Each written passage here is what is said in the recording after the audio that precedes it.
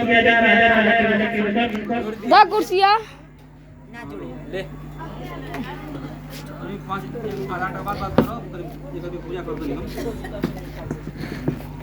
राजा के अंदर साधु मुझसे इसका सब जान कहो मैं इस कथानुसार को करना मुझे भी कोई संकोच नहीं है, मेरे भी कोई संकोच नहीं है। राजा के अंदर साधु मुझसे इसका सब जान कहो मैं भी कथानुसार को करूंगा मुझे भी कोई संकोच नहीं है और वो निश्चय ही होगा। राजा सीधा तो आनंद के साथ इधर आया और साधु ने अपने को संकोच देने वाले इस भ्रम का समाचार और हर जब मेरे संतान होंगे तो मैं इस व्रत करूंगा। साधु का जैसा वचन अपनी लीलावती का तब एक दिन इसकी लीलावती के साथ कहा आपने सामने किया है कि भगवान का व्रत करूंगा आप उसे करिए साधु इसके विवाह के समय करूंगा। इस प्रकार पति को आश्वासन और नगर को गया कलाउ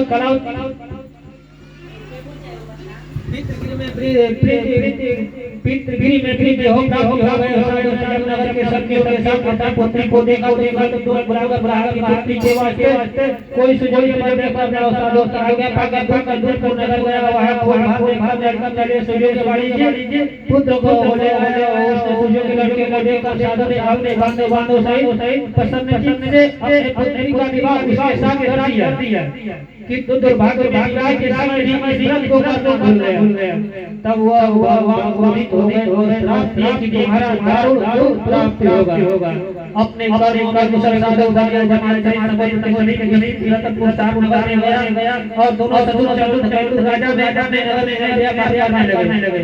एक रोज राजा भगवान नारायण माया से कोई चोर भागा जा रहा था किंतु राजा को चोरों ने भाग राजा का धन वही चुपचाप रख दिया गया जहाँ वे सब दवाई ठहरे थे। जब दोनों के पास राजा के धन को रखा तो वे दोनों को बात गए और पकड़ से दौड़ते और राजा के समीप जाकर बोले दो चोर कर रहे हो आज्ञा दे।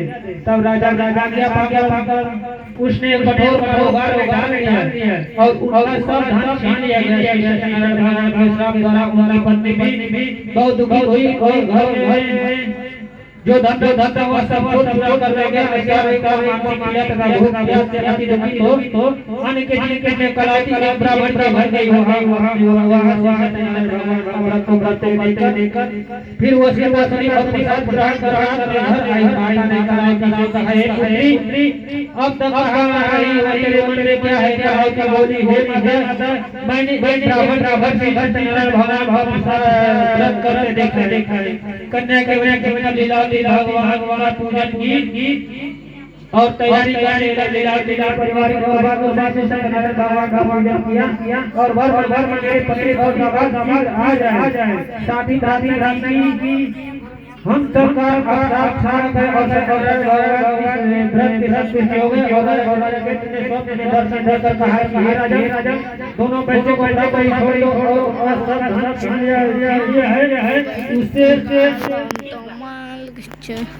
उससे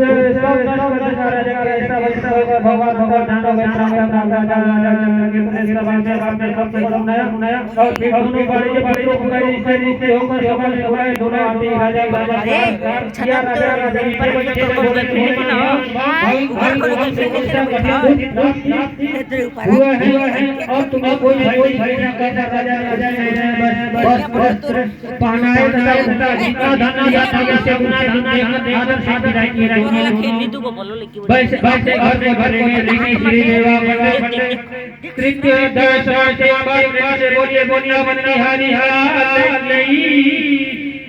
बोलिए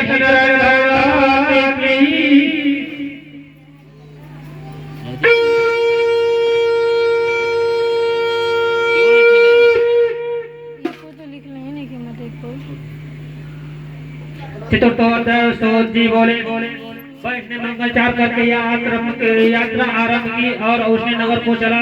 उसने थोड़ी दूर निकलने पर दंडी वैश्यधारी सत्यनारायण ने उससे पूछा कि हे साधु तेरे नाम में क्या है? बड़ी हंसता हुआ बोला कि हे दंडी आप क्या पूछते हैं, क्या धन लेने की इच्छा है?